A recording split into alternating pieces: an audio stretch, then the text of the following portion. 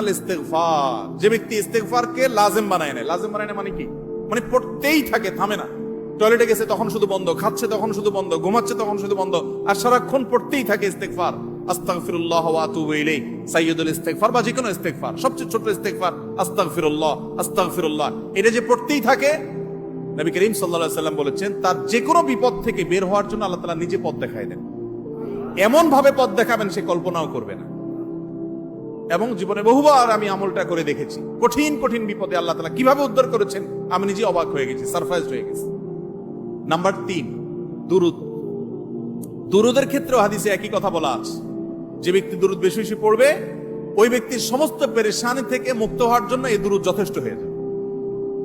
তাহলে 3টা আমলের কথা বললাম, দোয়া ইউনুস, লা ইলাহা ইল্লা আনতা সুবহানাকা ইন্নী কুনতু মিনাজ জালিমিন, আরেকটা হলো ইস্তিগফার বেশি বেশি, আরেকটা হলো দুরুদ।